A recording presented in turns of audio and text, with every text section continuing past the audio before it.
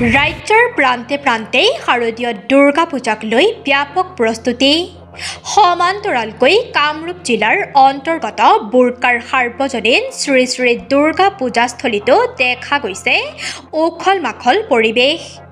এইবেলি শতবৰ্ষ উপলক্ষে 11 দিনীয়াকৈ অনুষ্ঠিত কৰা হ'ব এই দুৰ্গোৎসৱ।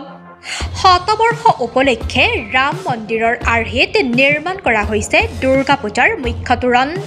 প্ৰায় 70% নিৰ্মাণ কাৰ্য শেষ হৈছে মা দুৰ্গাৰ প্ৰতিমূৰ্তিসমূহৰ লগতে মন্দিৰ প্ৰাংগণৰ পেণ্ডেলৰ কাম।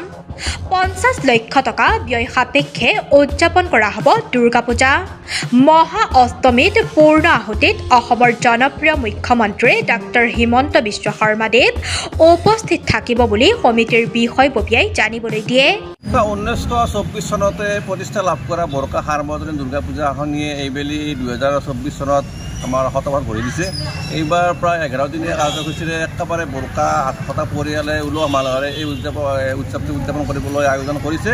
আমাৰ 3 তাৰিখৰ পৰা 13 তাৰিখলৈ এই অনুষ্ঠানটো বৰ্ণাঢ্য কাৰ্যসূচী আৰম্ভ হ'ব। আমাৰ 3 তাৰিখে আছে প্ৰথমতে সাংস্কৃতিক শোভাযাত্ৰা।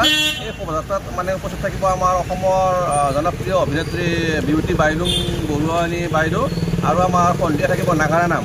আৰু 3 তাৰিখৰ পৰা আমাৰ পঞ্চমীলৈকে বিভিন্ন সাংস্কৃতিক অনুষ্ঠান থাকিব। ইয়াত থাকিব আপোনাৰ টোকাৰী গীত, ভজন, বৰগীত, লোকগীতৰ কম্পিটিশ্যন, আয়তীসকলৰ দিহানামৰ কম্পিটিশ্যন।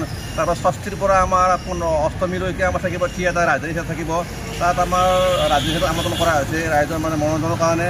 আৰু ৰাজধানী থিয়েটাৰৰ পিছত নৱমী আৰু দশমীৰ দিনাখনে আমাৰ নৱমীত থাকিব আমাৰ অসমৰ জনপ্ৰিয় গায়িকা পাপৰি গগৈ ডাঙৰীয়ানী। আৰু আমাৰ দশমীৰ দিনা থাকিব আমাৰ আচুৰ্য বৰপাত্ৰ গোহাঁই। গতিকে আমি সকলোখিনি দৰ্শকক আমি সাঙুৰি লৈ এটা সুন্দৰ এটা পৰিৱেশ দিয়াৰ কাৰণে আমি যোজনা কৰিছোঁ। আৰু ইয়াত এটা বিশেষ আকৰ্ষণ থাকিব, আমাৰ অষ্টমীৰ দিনাখনে আমাৰ পূৰ্ণ আহুতি প্ৰদান কৰিব অসমৰ সন্মানীয় জনপ্ৰিয় মুখ্যমন্ত্ৰী হিমন্ত বিশ্ব শৰ্মা ডাঙৰীয়াই ইয়াত আহি পূৰ্ণ আহুতি প্ৰদান কৰিব।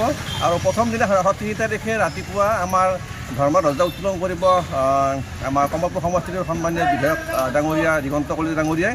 আৰু আমাৰ ৰাম মন্দিৰৰ আৰ্হিত যিহেতু ইয়াত এটা মুখ্য তোৰণ নিৰ্মাণ কৰি থকা হৈছে, এই ৰাম মন্দিৰৰ আৰ্হিত নিৰ্মাণ কৰা মুখ্য তোৰণটো আমাৰ উদ্বোধন কৰিব ৰঙিয়া সমষ্টিৰ বিধায়ক তথা অসম বিজেপিৰ সন্মানীয় সভাপতি ভৱেশ কলিতা ডাঙৰীয়াই। গতিকে আমি দেখিব পাইছোঁ যে আমি বুৰ্কা ৰাইজে আমাৰ বুৰ্কা ৰাইজৰ লগতে আমি ইয়াৰ আশে পাশে থকা সমগ্ৰ ৰাইজক আমি এই অনুষ্ঠানটো উপভোগ কৰাৰ কাৰণে আমি তেখেতসকলক আমন্ত্ৰণ জনাইছোঁ ইয়াৰ জৰিয়তে।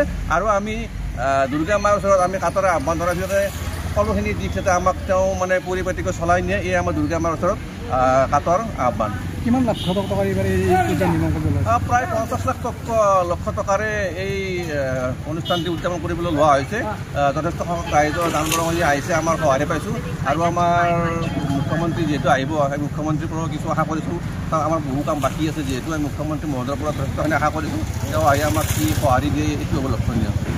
ৰঙিয়াৰ পৰা ৱাছিম আক্ৰামৰ ৰিপৰ্ট, সুহানা লাইভ।